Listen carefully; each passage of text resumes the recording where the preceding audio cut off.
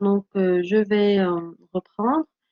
Les poids de 1500 pièces suivent une loi de probabilité normale, de moyenne 22,40 et d'écart type 0,048. Donc, déterminer pour 300 échantillons aléatoires de taille 36 de cette population, la moyenne et l'écart type de la distribution d'échantillonnage des moyennes. D'accord? Et aussi dans deux cas. Le premier cas, lorsque l'échantillonnage est non exhaustif. Deuxième cas, l'échantillonnage est exhaustif. Et troisième question, combien d'échantillons aléatoires ont leur moyenne comprise entre 22,39 et 22,41? Bien. Deuxième question, déterminer pour 300 échantillons aléatoires de taille 36 de cette population la moyenne théorique de la distribution d'échantillonnage des variances. Et deuxième question, combien d'échantillons aléatoires ont leur écart type compris entre 45 et 50 grammes? Donc là, ce sont des choses qu'on a déjà vues et fait ensemble. Euh, donc là, par rapport à la première question.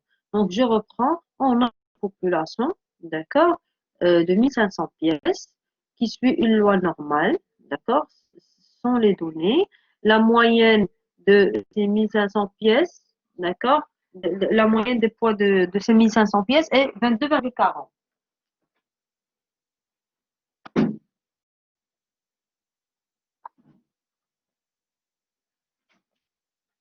Et l'écart type est 0,048. Donc, ce sont les paramètres de la population globale, d'accord, de la population. Maintenant, on va déterminer pour 300 échantillons aléatoires qui ont la taille 36, ça veut dire que petit n est égal à 36, la moyenne et l'écart type de la distribution d'échantillonnage des moyennes, ça veut dire le E de x bar et le V de x bar, et le sigma de x bar, voilà. Donc, on désigne par x le poids des pièces. X suit une loi normale, alors là, il y a le mot normal qui manque, normale de moyenne 22,40 et d'écart type 0,048. La taille de l'échantillon est n égale à 36. Maintenant, on est dans le cas non exhaustif. Donc, il s'agit d'une population dont on connaît la moyenne, la variance et la loi de probabilité. Donc, là, on va calculer directement la moyenne de la distribution d'échantillonnage des moyennes. Donc, le E de x bar, c'est quoi? C'est la même moyenne de la population, qui est la 22,40. Donc là, puisqu'on a fait tous les chapitres, vous pouvez même faire la différence.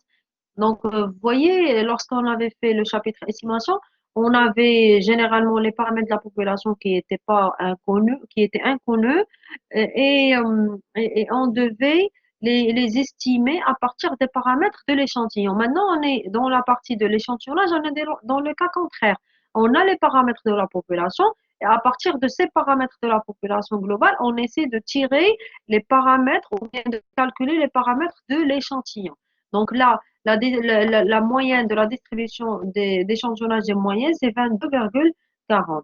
L'écart type de la distribution d'échantillonnage des moyennes, ce sont que des formules à appliquer. Donc, la variance de x bar, c'est sigma carré sur n. Ça nous donne un 0,048 au carré sur 36 et ça fait un 0,0001. Donc, si on désire avoir l'écart type, il faut passer par la racine. Ça va nous donner un 0,008. Bien. Donc, dans le cas d'un échantillon exhaustif, vous notez que dans le cas d'un échantillon non exhaustif, c'est le cas avec lequel on a souvent travaillé. Mais cependant, le cas d'un échantillon exhaustif, c'est la même chose. Il faut que, par rapport à la variance, multiplier par le facteur d'exhaustivité. Donc là, la moyenne de la distribution d'échantillonnage des moyennes est le 22,40. Ça reste la même chose, mais par rapport à l'écart type, donc, avant, la première étape pour calculer l'écart type, c'est le calcul de la variance. Là, il faut multiplier par le facteur d'exhaustivité que vous avez ici. Le n, qui est la taille de la population globale, moins le petit n, qui est la taille de l'échantillon, sur n moins 1 fois sigma carré sur n. C'est ceci la variance de x bar. Ça veut dire la variance de la distribution d'échantillonnage des moyennes. Donc, on va remplacer toute chose par sa valeur. 1500 moins 36 sur 1500 moins 1 fois 0,048 au carré sur 36. Et ça nous donne ce chiffre-là. D'accord? Donc là, on a pu déterminer les paramètres de l'échantillon, que ce soit dans le cas exhaustif ou bien le cas non exhaustif. Maintenant, troisième question, nombre d'échantillons dont la moyenne est comprise entre 22,39 et 22,41. Alors, quand on parle de nombre d'échantillons, ça veut dire que on a besoin de calculer le, la probabilité d'abord. On va calculer. On a déjà fait le même exercice, c'est-à-dire vous connaissez déjà la procédure, donc il faut calculer la probabilité que la moyenne soit comprise entre 22,39 et 22,41 et le résultat qu'on va obtenir, on va le multiplier par le nombre d'échantillons qu'on a en général qui est 300. D'accord? Ça va nous donner le nombre d'échantillons qui ont une moyenne comprise entre 22,39 et 22,41. On calcule la probabilité que la moyenne soit comprise entre 22,39 et 22,41. Donc, la moyenne suit une loi normale de moyenne 22,40 et d'écart type 0,00, ce qu'on vient de calculer. Dans le cas, bien sûr, non exhaustif. Maintenant, la probabilité que X bar soit compris entre 22,39 et 22,41, il faut, là, puisque ça suit une loi normale, mais pour pouvoir lire sur les tables, il faut convertir en une loi normale sans faire réduire. Ça veut dire faire le x bar moins 22,40 divisé par 0,008.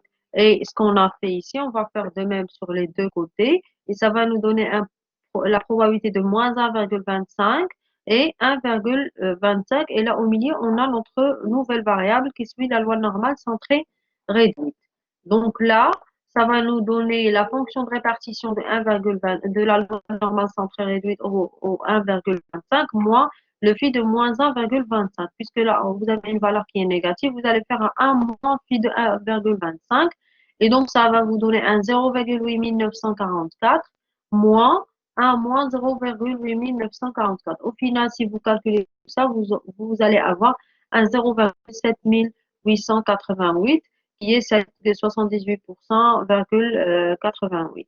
Donc, ce qui revient à dire que 78,88 des 300 échantillons ont leur moyenne comprise entre 22,39 et 22,41. Donc, pour obtenir le chiffre en concret, il faudra multiplier ce 0,7888 par 300. D'accord? Ça nous a donné 236,64. Et donc, on peut s'attendre à avoir 236 ou 237, ça dépend puisqu'on a eu un chiffre avec la virgule. Donc, échantillons qui ont la moyenne comprise entre 22,39 et 22,41. Donc, jusqu'à maintenant,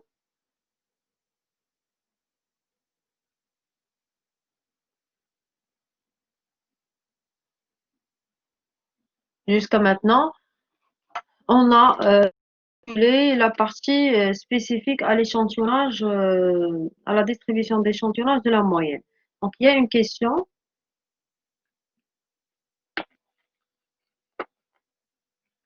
par rapport au choix du calcul. Donc, d'une manière générale, lorsqu'on n'a pas précisé par rapport ici, on n'a pas précisé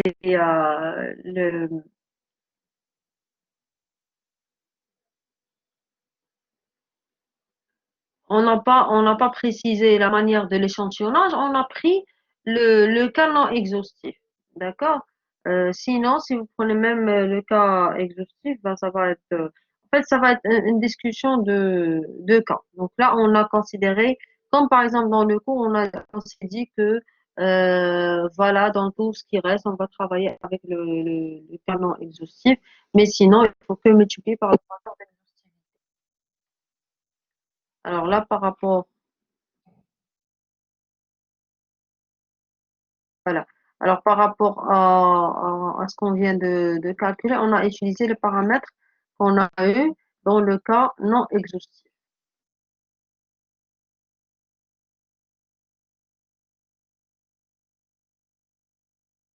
Donc, c'est un choix qu'on a fait.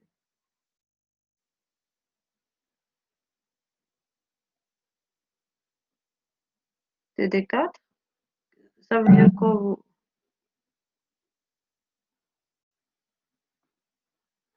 Vous avez pas quoi, l'énoncé? Vous avez déjà l'énoncé, je pense. Oui, bien sûr. En fait, le TD4, c'est une révision de ce qu'on a vu déjà. Alors, cette série de TD qu'on est en train de faire aujourd'hui, c'est la... Ah oui, non, la correction, je vais vous la poster à la fin de la séance. Avec le cas non exhaustif. En fait, ça va dépendre. Si, par exemple, on vous précise dans la question qu'il faut travailler avec le cas exhaustif, il faut le faire. Mais sinon, puisqu'on ne l'a pas précisé, et vous avez déjà dans les deux premières questions, soit l'échantillonnage est exhaustif, soit il est non exhaustif, on a choisi de travailler avec le cas non exhaustif. D'accord?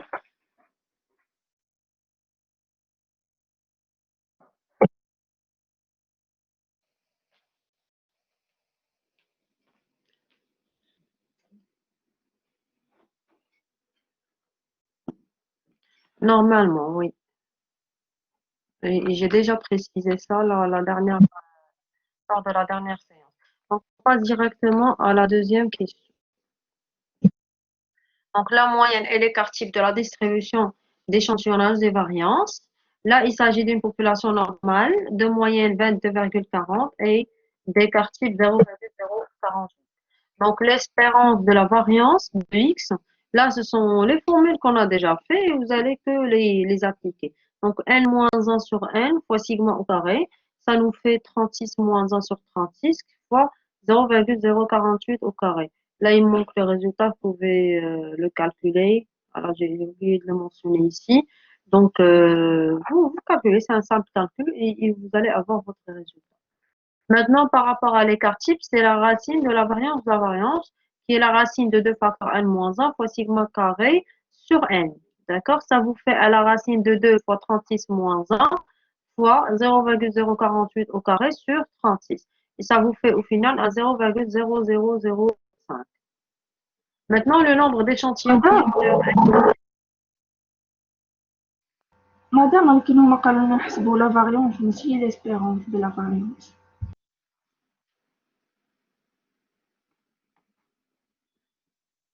on va revenir à la question.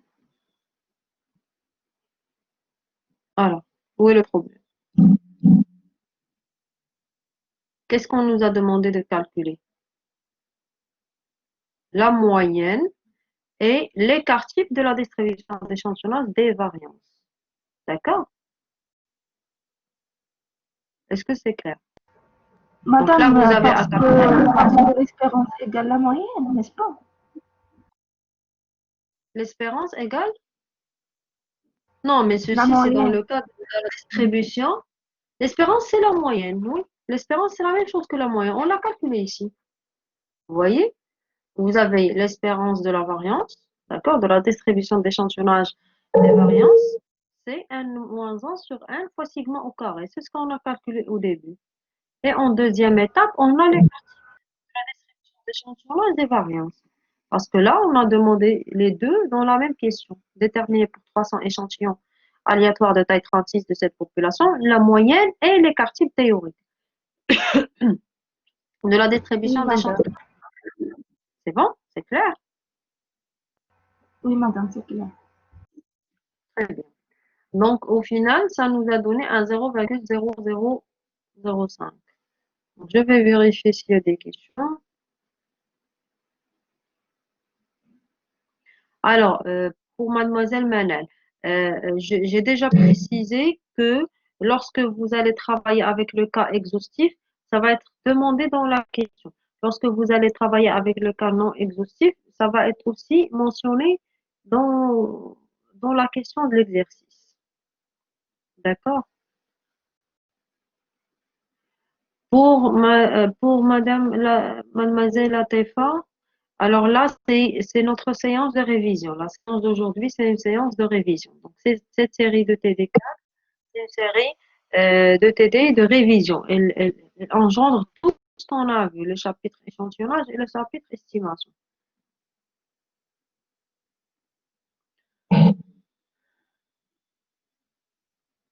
Alors, s'il vous plaît, pour aller droit au but par rapport à cette séance, donc on arrête de demander les questions qui sont hors le contexte de ce qu'on est en train de faire maintenant et vous les laissez jusqu'à la fin de la séance. C'est clair? Pour rester sur le contexte qu'on est en train de faire maintenant et à la fin de la séance, on pourra discuter les, euh, les détails de ce qu'on va faire et ce qu'on va pas faire et donc, on passe à la question numéro B. Donc, s'il vous plaît, arrêtez de poser les questions par rapport à l'examen, par rapport au nombre de séances, par rapport jusqu'à la fin de la séance d'aujourd'hui. Et je vais répondre à tout ça. Mais sinon, les questions auxquelles je vais répondre sont les questions qui sont dans le contexte de ce qu'on est en train de faire dans cette correction de TD4. D'accord? Donc, le nombre d'échantillons qui ont leur écart type compris entre 45 et 50 grammes. Donc, dans le cas d'une population normale, la variable aléatoire n fois v de x sur sigma carré possède une distribution qui de à 35 degrés de liberté. Donc là, ce sont des choses qu'on a déjà fait au cours. Donc là, vous savez que vous devez travailler, vous devez calculer la probabilité que la variance de x soit comprise entre deux valeurs, d'accord? Et il faut calculer cette probabilité, sauf que vous n'avez pas, on ne connaît pas la loi de la variance de x. Donc, mais on connaît que n fois la variance de x sur sigma carré, cette variable aléatoire, elle possède la distribution qui de à 35 degrés de liberté. 35, comment on l'a obtenu? C'est 36 moins 1, le n moins 1. D'accord? Donc, ceci va nous aider pour le calcul de probabilité. On a la probabilité que la variance soit comprise entre 0,045 au carré et 0,050 au carré. Donc, ce qu'on a fait dans le cours, c'est par rapport à la variance. Sauf que dans cet exercice, on a que l'écart type soit compris entre 45 et 50. Si l'écart type est compris entre 45 et 50, ça veut dire que la variance va être comprise entre 45 au carré et 50 au carré. Mais vous voyez qu'on est en train que tous les paramètres qu'on a sont en kilogrammes, d'accord? Sauf que là, l'écart type, ils l'ont donné en grammes, ce qui nous pousse à convertir le 45 grammes en kilogrammes afin que ce soit compatible avec tous les paramètres qu'on a, avec l'unité de tous les paramètres avec lesquels on va travailler. Donc, il faut convertir le 45 grammes en kilogrammes, le 50 grammes en kilogrammes aussi, et il faut passer au carré pour parler de la variance, parce que le 45 et le 50, ce sont c'est les parties. D'accord? Donc là, puisqu'on a calculé la probabilité de la variance comprise entre 0,045 au carré et 0,050 au carré, donc qu'est-ce qu'il faut faire pour pouvoir travailler avec la distribution qui est 2? Il faut multiplier par n, petit n qui est 36, et diviser par sigma au carré. Ça veut dire, on va faire que au milieu là, on va multiplier par 36 et diviser par 0,048 au carré. Donc là, ce qu'on a fait au milieu, on va le faire de même pour les deux côtés. Donc ça va nous donner un 31,64 ici, un 39,06 de cette partie-là. Donc ça va nous faire, puisque ceci suit la loi qui 2, donc moi je l'ai noté comme ça, le qui 2 inférieur à 39,06 moins la probabilité que le qui 2 soit inférieur à 31,64. Ce qui 2 là, c'est la même variable aléatoire que vous avez ici. Donc là, il faut passer au calcul, bien sûr, de ces deux probabilités. Alors, ce qu'il y a à faire, c'est que généralement, sur les tables statistiques de la loi KI2, on s'arrête jusqu'à 30. D'accord? Et donc, là, on n'a pas les valeurs pour 35. Cependant, vous vous rappelez, la dernière fois, on a fait une certaine approximation et on a dit que la loi qui tend vers la loi normale avec les paramètres K, qui est le nombre de degrés de liberté, et racine de 2K. D'accord? Ou K est bien sûr le nombre de degrés de liberté. Mais je vous ai précisé que cette approximation, on l'a fait lorsqu'on a le nombre de degrés de liberté à partir de 80. 900 et plus. Mais lorsqu'on a un nombre de degrés de liberté qui est compris entre 30 et 90, par exemple, on utilise une autre approximation Et c'est ce qu'on va faire aujourd'hui puisqu'on a la taille de l'échantillon, c'est 36. Donc, c'est compris entre 30 et 99. Toutefois, la convergence vers la loi normale est relativement lente. L'approximation est généralement satisfaisante que K est supérieur à 100. D'accord? Par rapport à cette approximation qu'on a ici. Donc, pour un nombre de degrés de liberté compris entre 30 et 100, on préfère faire usage de la racine carrée. Donc, on utilise la transformation suivante. Z est égal à la racine de 2 qui 2 moins la racine de 2K, 2K moins 1, pardon. Donc, pour la probabilité, donc on va prendre les deux probabilités qu'on a à calculer ici. On va calculer celle-là toute seule et cette partie-là toute seule aussi.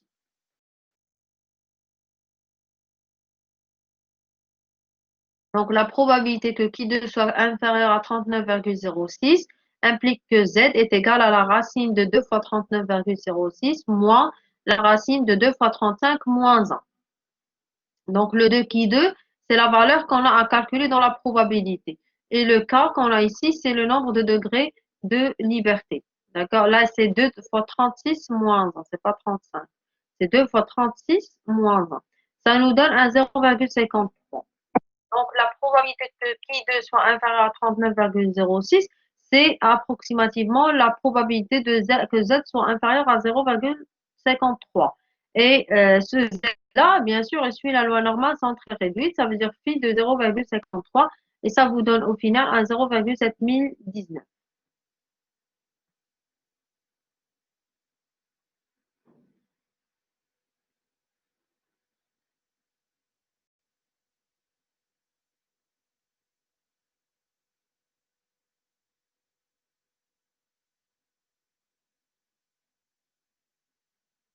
Le nombre d'échantillons,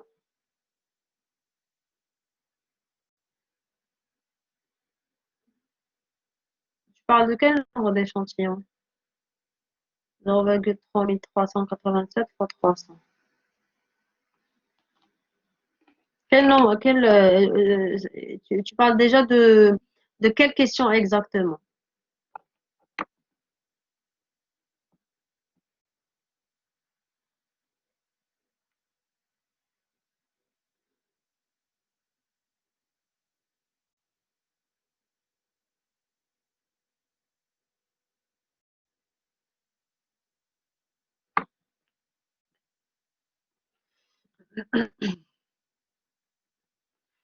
Donc, je disais que, j'espère que c'est clair jusqu'à maintenant, on a le 0,7019.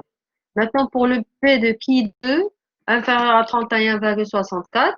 Alors là, ce que je tiens à préciser, c'est que il faut pas confondre les deux approximations. Alors, vous savez que l'approximation de qui 2 par la loi normale se fait selon deux cas. Si vous avez le nombre de degrés de liberté qui est supérieur à 100, vous allez travailler avec la première approximation qu'on a déjà travaillé avec. Et de toute façon, tout ça dans lorsque voilà, le nombre de degrés de liberté qui est supérieur à 100, vous travaillez avec cette approximation-là. Mais lorsque le nombre de degrés de liberté est compris entre 30 et 100, vous utilisez cette approximation que vous avez ici. Donc, à vous de choisir selon le cas que vous avez, l'approximation que vous allez utiliser. Donc là, vous avez encore le P de qui 2 inférieur à 31,64. Ceci, c'est la valeur de qui 2. Donc, Z est égal à la racine de 2 fois 31,64, la valeur que vous avez ici, moins la racine de 2 fois 36. Là, c'est pas 34, c'est 30. Non, excusez-moi, c'est 35. C'est le nombre de degrés de liberté. C'est pas 2 fois 1, mais 2 fois 4. Donc, c'est 2 fois 35 moins 1. Et ça va vous donner un moins 0,35. D'où la probabilité que qui 2 soit inférieur à 31,64, c'est la probabilité que Z soit inférieur à moins 0,35. Et c'est phi de moins 0,35. Ça veut dire, puisqu'on a une valeur négative, 1 moins phi de 0,35, au final, ça va vous donner un 0,3632. Donc, la probabilité que la variance soit comprise entre ces deux valeurs, c'est le 0,7019 moins 0,3632. Très bien, par rapport à la demoiselle qui vient d'écrire le nombre d'échantillons. Bien. Donc, ça va vous faire un 0,3387. Et le nombre d'échantillons qui ont leur écart type compris entre 45 et 50, c'est 300 fois 0,3387 qui est 101,62. Donc, soit 101 à 102 échantillons qui ont leur écart type compris entre 45 et 50 grammes. Bien, on passe au deuxième exercice. Une étude sur la notoriété d'une marque a porté sur un échantillon aléatoire de 400 personnes. Quelle est la probabilité d'avoir un taux de notoriété qui dépasse 55%? Quelle est la probabilité si on pense que la notoriété est de 60%?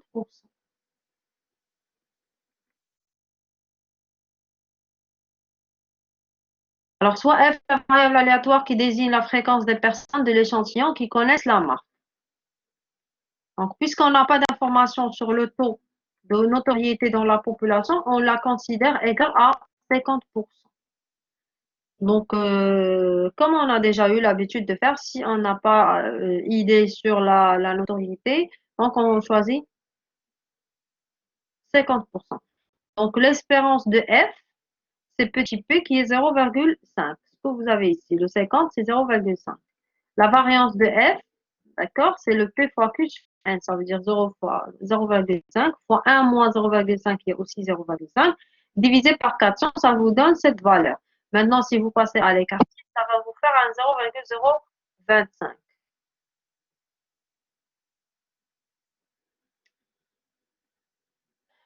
Alors, maintenant, on a besoin de connaître la loi avec laquelle de la distribution d'échantillonnage des fréquences. Donc, n est égal à 400. La taille de l'échantillon est supérieure à 30. Et le produit n fois p, c'est 400 fois 0,5, qui est 200.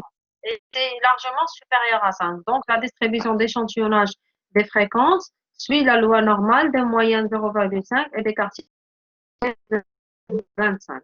Donc, la probabilité, donc là, on revient à la question, quelle est la probabilité d'avoir un taux qui dépasse 55%? C'est-à-dire, on aura plus que 55%. Ça veut dire que le P de F, la probabilité que F soit supérieure à 0,55. Donc là, c'est 1 moins la probabilité que F soit inférieure à 0,55. On sait que F, elle suit la loi normale de moyenne 0,5 et d'écart type 0,025. Et donc, on a besoin de convertir en une loi normale sans très réduite. Ça va être P de F moins 0,5 divisé par l'écart type qui est 0,025, pardon, inférieur à 0,55 moins 0,5 divisé par 0,025. Alors, cette valeur-là, c'est 2. Et donc, ça va nous faire 1 moins phi de 2. Au final, c'est 0,0228.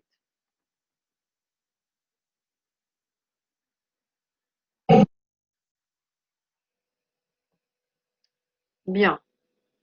Alors, probabilité d'avoir un taux de notoriété qui dépasse 60% si on pense que la notoriété est 60%.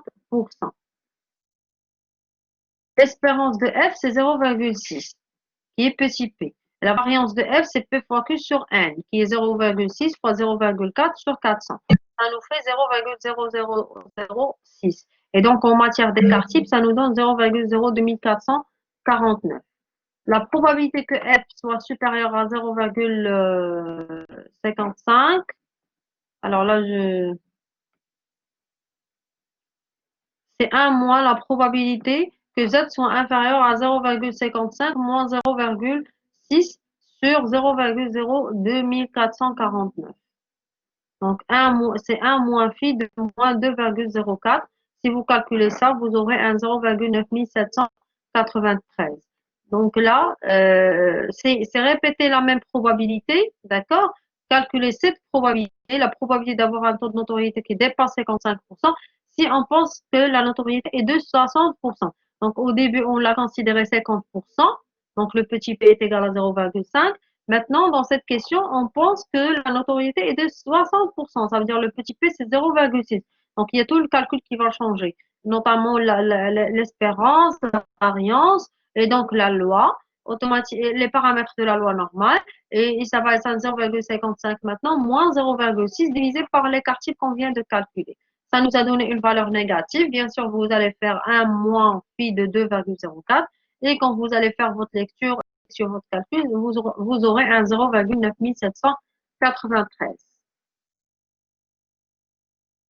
Troisième exercice, on veut estimer l'espérance mathématique M d'une variable aléatoire gaussienne. Alors, gaussienne, ça veut dire qu'elle suit la loi normale, c'est la loi normale, X, dont on connaît l'écart type sigma qui est égal à 2,3. Quelle est la taille minimum de l'échantillon de X qui est à prendre si l'on veut obtenir pour M un intervalle de confiance de seuil 0,95 et dont la longueur ne dépasse pas 0,1. Donc là, on a fait une condition sur notre intervalle de confiance qui est un seuil de 0,95 et la longueur, ça veut dire l'amplitude de notre intervalle ne doit pas dépasser 0,1. Donc, on va calculer par rapport à 0,1 ce que ça va donner. Tout d'abord, on est dans le cas de l'estimation de la moyenne, d'accord? On veut estimer l'espérance mathématique, ça veut dire la moyenne, une variable aléatoire gaussienne dont on connaît l'écart type, c'est-à-dire on a déjà l'écart type qui est connu. Donc là, on va directement, puisque l'écart type est connu, on ne va pas calculer le sigma chapeau, on va utiliser directement le sigma. Déjà, on a la formule de notre intervalle de confiance de la moyenne. C'est x bar moins z de 1 moins 0,05 sur 2. Alors là, pourquoi on a utilisé cette formule exactement? Parce qu'on a déjà, on nous a déjà dit notre variable qui suit la loi normale. Alors, une variable aléatoire gaussienne. Ça veut dire que c'est la loi normale. Donc, et on a l'écart type qui est connu. Donc, la formule pour notre intervalle de confiance de la moyenne est celle-là. Et donc là, par rapport à l'amplitude, qu'est-ce qu'on fait? C'est cette partie-là moins celle-là. Ça va vous faire x bar plus ceci, moins x bar plus cette partie-là. Donc, le x bar et le moins x bar vont être annulés ou bien éliminés. Et on garde deux fois, puisque c'est la même formule qui se répète, donc deux fois z de 1 moins 0,05 sur 2 fois sigma sur racine de n égale à 0,1 parce qu'on nous a dit que l'amplitude ne doit pas dépasser 0,1. Donc, égale à 0,1. Et qu'est-ce qu'on est en train de chercher? Voilà. Alors, quelle est la taille minimum de l'échantillon? Ça veut dire là, la taille de l'échantillon. On est en train de chercher le petit 1 qu'on a ici. Donc, le z de 1 moins 0,05 sur 2, c'est 1,96. On a déjà travaillé avec pas mal de fois. Le sigma, c'est 2,3. Et donc, là, c'est une équation très simple à calculer. Il faut juste faire les modifications nécessaires pour ceci. Donc, ça nous donne le 0,1, on va le diviser par 2, ça nous donne 0,05. Donc, on aura le z fois 2,3 sur racine de n. Si on laisse alors, pour le z, alors là, qu'est-ce qu'on va faire? On va multiplier ce côté-là par l'inverse de celui-là afin de l'éliminer de cette partie. Ça va nous faire un 0,05 fois racine de 1 sur 2,3. Et le z de 1 moins 0,05 sur 2, c'est 1,96. Et donc, qu'est-ce qu'il reste à faire? C'est laisser la racine de 1 de cette partie-là et faire 1,96 fois 2,3, le tout divisé par 0,05. Et au final, ça va nous donner un n qui est égal à 8129. Et donc, la taille minimum d'un échantillon devrait être 8900, 8100, pardon, 29. Alors, exercice 4. Un échantillon aléatoire de 50 notes sur 100 dans une population de 200 a donné une moyenne de 75 et un écart type de 10. Quelles sont les limites de confiance à 94% pour estimer la moyenne des 200 notes? Tout d'abord, là aussi, c'est un exercice où il faut travailler avec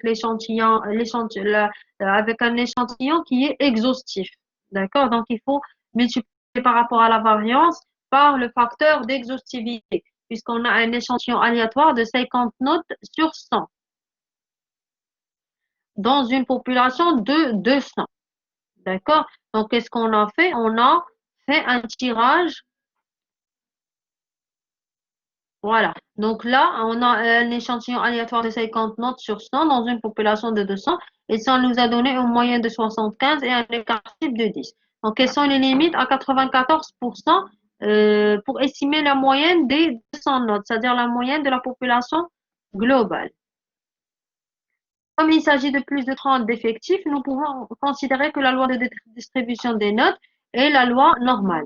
Donc, sur la table de la loi normale centrée réduite, on a le Z de 1 moins 0,06 parce qu'on a le 94. Donc, le 1 moins 0,06 sur 2. Ça nous donne 1,88. Et on a aussi besoin de calculer l'écart type chapeau.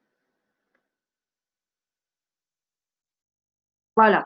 Donc, on a déjà sur la table de la loi normale, puisqu'on travaille avec un niveau de confiance de 94%, automatiquement, le alpha, c'est combien? C'est 0,06.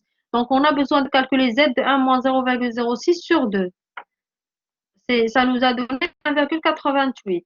Maintenant, par rapport à l'écart type chapeau, parce que l'écart type n'est pas connu.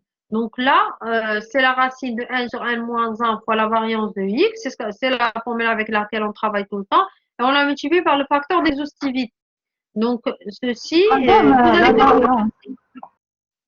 On prend toujours la variance de population, bien d'échantillon. non, de l'échantillon. La variance que vous avez ici, parce que déjà, si vous avez la variance de la population globale, c'est pas la peine de calculer le sigma chapeau. Lorsqu'on dit que l'écart type est connu ou bien inconnu, on parle de l'écart type de la population globale. Sinon, lorsqu'on est en train de calculer le sigma chapeau, c'est l'estimateur de l'écart type de la population globale. Et donc, automatiquement et logiquement, la variance qu'on a ici, c'est la variance de l'échantillon. Donc, c'est 50 sur 49 fois 10 au carré. C'est clair? C'est là où c'était pas clair, je pense. Oui, Maintenant, madame. par rapport à la deuxième question, on est en train de chercher la valeur de alpha parce qu'on nous a dit que avec quel degré de confiance. Alors, le degré de confiance, si on a la valeur de alpha, on fait 1 moins alpha et on aura le degré de confiance. Alors, peut-on dire que la moyenne des 200 notes est de plus ou moins 75? 75 plus 1, c'est 76 et 75 moins 1, c'est 74. Donc, c'est comme si on nous a dit que la moyenne comprise entre 74 et 76. Voilà. Pour avoir une moyenne comprise entre 74 et 76, on devrait avoir le z de 1 moins alpha sur 2 fois 8,77 divisé par la racine de 50 égale à 1. D'accord? Parce que, qu'est-ce que ça veut dire une moyenne comprise entre 74 et 76? Ça veut dire que l'amplitude de cet intervalle, 76 moins 74, c'est combien? C'est 2, d'accord? Et donc, 2 fois z de 1 moins alpha sur 2 fois ceci est égal à 2. Si vous divisez 2 par le 2 que vous aviez ici, ça va vous faire 1. Et à partir de cette équation-là, on a tous les chiffres qui sont connus, sauf le alpha qu'on a ici. Donc, le z de 1 moins alpha, c'est quoi? C'est 1 fois la racine de 50 divisé par 8,77. Et donc, ça va vous faire un 0,81. Automatiquement, on va sur la table de la loi normale chercher quand est-ce que on a le z on a le 0,81, ça va nous donner un 0,791. Et donc, si vous faites la résolution de cette équation que vous avez ici, tout d'abord, vous allez laisser le moins alpha sur 2 de ce côté, vous faites moins 1 de celui-là, vous calculez, ensuite vous simplifiez par le moins et ensuite vous multipliez tout ça par 2 pour éliminer le 2 que vous avez ici. D'accord? Et donc, au final, ça va vous faire alpha qui est égal à 0,42. Et on sait que le alpha, c'est le risque d'erreur. Donc, le niveau de confiance, c'est 1 moins alpha. 1 moins 0,42, c'est 0,58. Et donc, le niveau de confiance, Madame, c'est 50. madame, Oui. vous pouvez répéter s'il vous plaît? Quelle partie exactement? Ici, le Z1 moins alpha sur... Moins alpha sur 2. Parce que j'ai pas compris. Alors, le Z1 moins alpha sur 2, vous allez sur la table statistique de la loi normale. Voilà.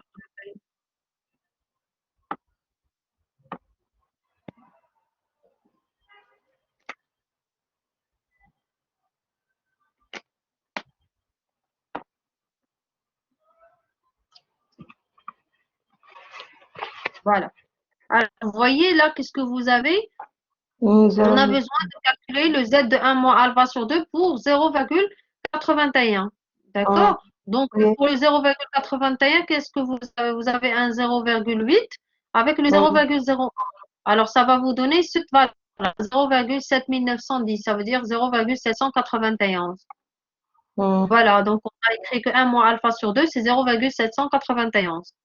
Et vous allez résoudre cette équation avec le alpha qui est inconnu. D'accord? C'est très simple.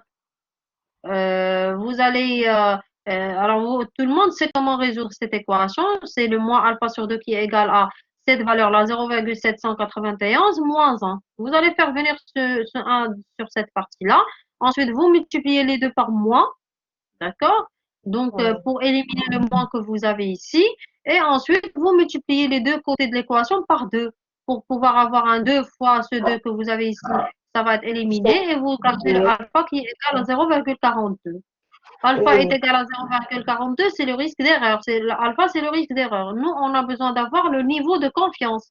Le niveau de confiance, c'est 1 moins alpha. Ça veut dire 1 moins 0,42. Ça nous donne un 0,58. Et donc, c'est le niveau de 0,42. confiance, pardon, Ça, pardon, j'avais pensé que c'est 0,42. C'est 0,4 au 0,42, carré. c'est J'avais clair pensé que maintenant. c'était carré. Pardon, madame. C'est C'est pas bon, grave. Très bien, non, j'ai très compris. bien. Donc, je disais que par rapport à l'exercice 5, on ne va pas le faire ensemble. Je vais le laisser pour vous si vous voulez le faire en tant que qu'un exercice sur lequel vous allez faire une petite recherche, parce que là, on va travailler avec deux échantillons et tout. Donc, si vous voulez approfondir votre apprentissage par rapport à tout ce qu'on a vu, mais sinon, on va se limiter à la fin de cet exercice 4. Donc, j'espère que tout était clair par rapport à ce qu'on a fait dans la séance d'aujourd'hui, qui est la correction de ce TD 4. Madame,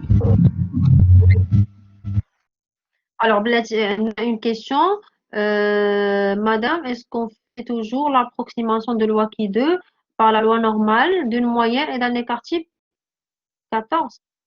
Non, d'où est-ce que tu as eu le 14? Alors, l'exercice où on a travaillé avec 14 et 99, parce qu'on avait le nombre de degrés de liberté qui était 99, Et, euh, et la racine de 2K est 14, qui est l'écart type. Donc, ça change. C'est pas tout le temps 99 et 14. Ça dépend du nombre de degrés de liberté. Vous avez, lorsque le nombre de degrés de liberté est supérieur à 100, là, vous travaillez avec l'approximation par la loi normale de moyenne, le nombre de degrés de liberté. C'est pas tout le temps 99. Par exemple, dans le cas de l'exercice qu'on vient de faire, on avait 200. Donc, le nombre de degrés de liberté était 199. Et alors, l'approximation par la loi, de la loi qui de par la loi normale de paramètre m qui est égal à 199 et l'écart type qui est la racine de 2 fois 199. Est-ce que c'est clair, Iman? Est-ce que c'est clair? Oui, très bien. Alors, allez-y, la demoiselle, qu'est-ce qu'on observe lorsqu'on fait varier alpha sur un intervalle de confiance? Alors, bien sûr, il y aura un changement parce que c'est là le degré de confiance. Ça joue sur l'amplitude de l'intervalle. On a déjà, c'est la question qu'on a déjà fait dans certains exercices, je crois un ou deux exercices. On a étudié la sensibilité de l'intervalle de confiance par rapport au changement du risque d'erreur. Vous rappelez?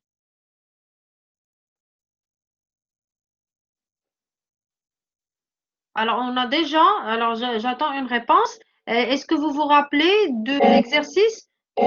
Très bien, voilà. Donc, pour le nombre de degrés de liberté, c'est un.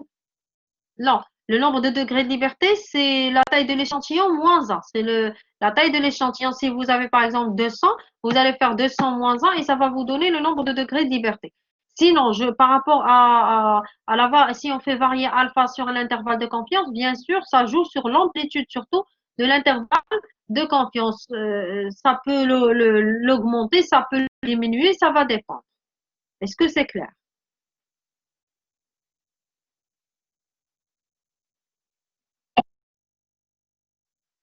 Oui. Alors, Jean-Marc, alors pour Jean-Marc Cramon, est-ce que c'est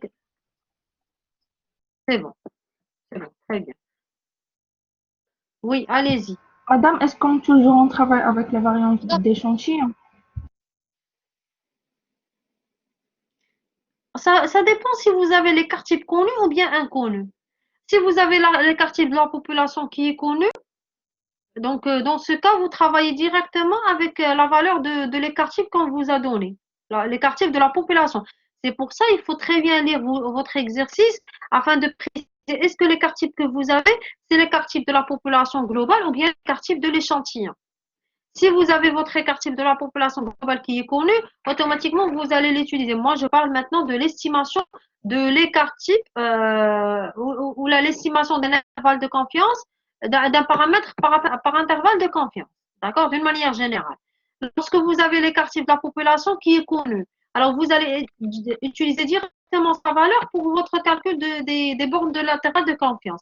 Mais si vous l'avez inconnu, alors là, il faudra calculer le sigma chapeau. Et dans le sigma chapeau, vous allez utiliser la variance de l'échantillon. C'est clair? Et la distribution d'échantillonnage, c'est la même chose. Mais non, c'est pas la même chose. C'est lorsque le sigma chapitre et l'échantillon, c'est carrément le contraire. Alors, lorsqu'on est en train d'estimer un paramètre, on a les données de la population, les données de l'échantillon et on voudrait estimer le paramètre de la population globale. Mais dans l'échantillonnage, c'est le contraire. D'accord? On a les paramètres de la population globale et on voudrait trouver les paramètres de l'échantillon. C'est clair? Oui, madame. Bien. Madame, Est-ce qu'il y a d'autres questions? Oui. j'ai une question par rapport à l'exercice 3 du TDC. D'accord. Donc, Madame,